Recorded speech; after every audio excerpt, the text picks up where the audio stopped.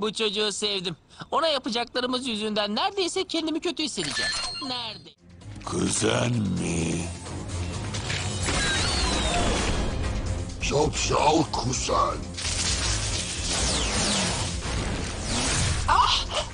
Özellikle Ben 10 Omniverse serisini takip ettiyseniz bu seri içinde birçok alternatif Ben 10'ın olduğunu biliyorsunuzdur. Bu karakterlerin birçoğu iyi Ben 10'ınken birçoğu da kötü Ben 10'ındı. Dürüst olmak gerekirse bu kadar alternatif Ben 10 varyantının içinde benim en çok ilgimi çeken Ben Zero olmuştu. Çünkü gerek görünüşünden gerek davranışlarından bu karakter diğer varyantlarından oldukça farklıydı. Seri içinde kendisini çok az görsek de benim oldukça ilgimi çekmişti ve ben de bu karakter hakkında bir video yapmak istedim. Bu videoda sizlere Ben Zero'nun kim olduğundan bahsedeceğim ve evreni hakkında sizlere bilgi vereceğim. Daha doğru açıklamam gerekirse bu karakter hakkında merak edilen pek çok şeyin cevabını sizlere vereceğim. Mesela Ben 10 Omniverse serisinde gördüğümüz bu varyant nasıl zombi oldu? Ben Zero'nun evreni nasıl bu hale geldi ve Ben Zero'nun Omnitrix'i ve uzaylı dönüşümleri bu durumdan nasıl etkilendi? Ayrıca Omnitrix taşıyıcısını zor durumlardan kurtaran bir cihaz olmasına rağmen Ben Zero nasıl oldu da bir zombi oldu? Ben Zero neden seri içinde sürekli Anor Transli uzaylılarına dönüşüyordu? Bunları tek tek sizlere açıklayacağım. Ancak videomuza geçmeden önce like atmayı, kanalımıza abone olmayı ve bildirimler butonuna basmayı unutmayalım. Ayrıca bana ve kanalıma destek olmak adına videolarımıza puanı gönderebilirsiniz. Bu arada artık bana sormak istediğiniz soruları YouTube topluluk kısmından sorabilir ve merak ettiğiniz ilgi çekici sorular hakkında video yapmamı sağlayabilirsiniz. Evet, eğer hazırsanız hemen videomuza geçelim. Toplamak çok uzun sürdü. Neyse ki vaktimiz vardı. Ama senin vaktin yok. Ezelim onu.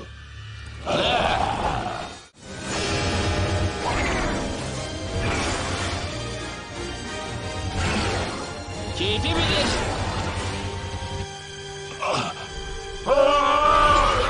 İlk olarak benzer olarak bildiğimiz bu karakter Ben 10 Omniverse serisinde alternatif bir Ben 10 versiyonu olarak tanıtılmıştı ve zombi benzeri özellikler taşıyan bir karakterdi. Baktığımız zaman bu karakter zombi temalı evrenlerde geçen klasik yaşayan ölüler temasına uygun olarak çürümüş bir halde görünmüştü. Ben Zero'nun nasıl bu duruma geldiği, Omnitrix'in neden onu kurtaramadığı ve sürekli olarak neden Anor Transli uzaylılarına dönüştüğünü merak edenler için bu konuları sizlere açıklayacağım. Eminim birçok kişinin ortak olarak merak etmiş olduğu en büyük soru Ben Zero'nun nasıl zombi olmuş olduğu olacaktır. Ben Zero'nun zombi hale gelmesi evren 12810 olarak bilinen alternatif bir evrende gerçekleşmiştir. Bu evrende büyük bir felaket yaşanmış ve Ben Zero'nun dünyasını zombilerin hakim olduğu apokaliptik bir ortam haline gelmiş. Ancak bu olayın nasıl gerçekleştiği seride açıkça anlatılmasa da birkaç olasılığı göz önünde bulundurabiliriz. İlk olarak Ben Zero'nun evreninde zombi benzeri bir virüsün yayılmış olması büyük bir olasılık olabilir. Bu virüs hem insanların hem de diğer yaşam formlarının zombileşmesine neden olabilir. Ve açıkçası Ben Zero da bu virüsün bir kurbanı olabilir. Açıkçası bugüne kadar izlemiş olduğumuz pek çok çizgi dizi evreninde böyle alternatif evrenler görmüştük.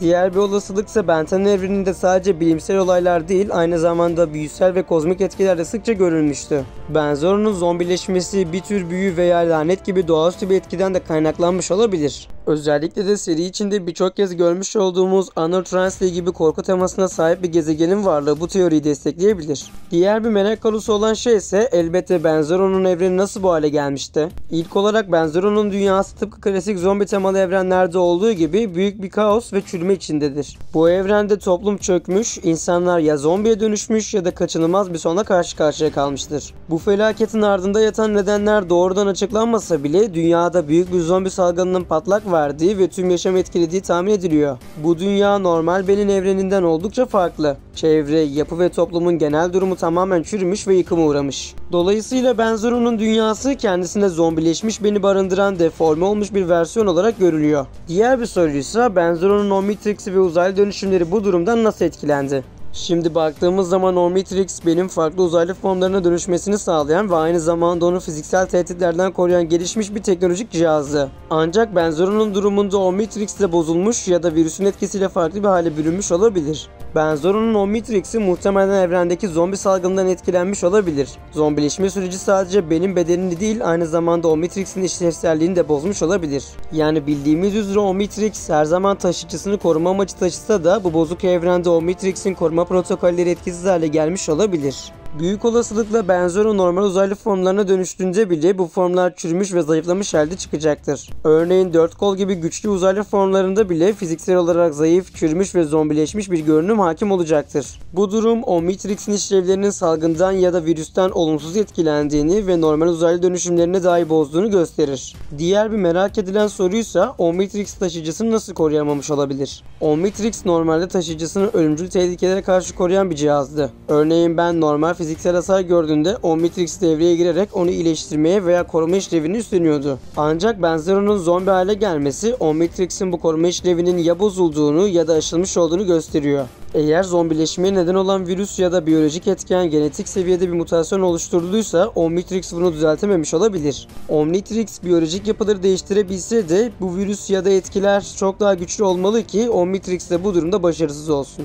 Benzero'nun evreninde teknolojik sistemlerin büyük oranda hasar görmüş olabileceği düşünüldüğünden Omnitrix de bu hasardan nasibini almış olabilir. Omnitrix'in bozulması hem Ben'in hem de onun dönüşüm formlarının çürümüş ve zombileşmiş hale gelmesine yol açıyor. Benzero hakkında merak edilen son konuysa karakter neden sürekli Anur-Transli uzaylılarına dönüşüyordu? Baktığımız zaman Benzero serisi sıkça Anur-Transli temalı uzaylılara yani ölümsüz uzaylılara dönüşmüştü. Anur-Transli, Benten evreninde vampirler, kurt adamlar, Frankenstein'lar benzeri yaratıklar gibi korku temasına dayalı uzaylıların yaşadığı bir gezegendi. Ve açıkçası Benzero'nun neden bu tür uzaylılara sürekli olarak dönüştüğünü birkaç olasılıkla sizlere anlatabilirim. Öncelikle Benzero'nun evreni klasik zombi ve korku temalarına dayalı bir dünya olduğu için Benzero'nun Omnitrix'inin Anur-Transli temalı uzaylı formlarıyla daha uyumlu hale gelmiş olabilir. Ayrıca bu evrende zombi, vampir, kurt adam gibi yaratıkların baskın olduğu bir dünya düzeni olabilir. Bu nedenle Benzero'nun Omnitrix'i bu korku temalı uzaylı formlarıyla daha uyumlu hale gelmiş olabilir.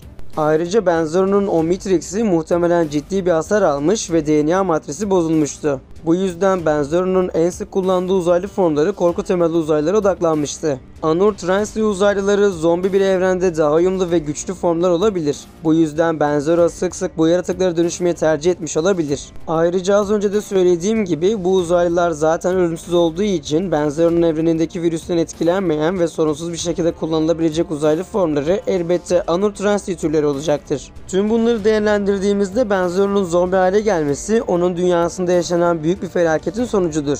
Bu felaket bir virüs salgını ya da doğaüstü bir etki olabilir.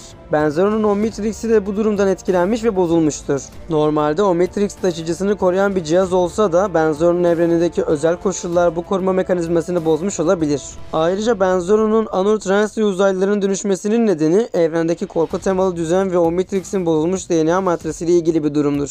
Elbette bu durum Benzero'nun klasik Benten evreninden ne kadar farklı ve karanlık bir hikayeye sahip olduğunu gösteriyor. Evet dostlarım, bugün sizlerle birlikte Benten Universe serisinde görmüş olduğumuz alternatif bir Bentenus'un olan Benzero'nun kim olduğundan bahsettik. Daha doğru açıklamam gerekirse Benten serisinde görmüş olduğumuz bu karakter hakkında sorulan pek çok sorunun cevabını verdik ve umarım videomuzdan keyif almışsınızdır. Her zaman olduğu gibi bu tarz videoların devamı için videomuza like atmayı, kanalımıza abone olmayı ve bildirimler butonuna basmayı unutmayalım. Ayrıca bana ve kanalıma destek olmak adına videolarımıza hype puanı gönderebilirsiniz. Bu arada artık bana sormak istediğiniz soruları YouTube topluluk kısmından sorabilir ve merak ettiğiniz ilgi çekici sorular hakkında video yapmamı sağlayabilirsiniz. Bir başka videoda görüşmek üzere, kendinize çok iyi bakın, hoşça kalın.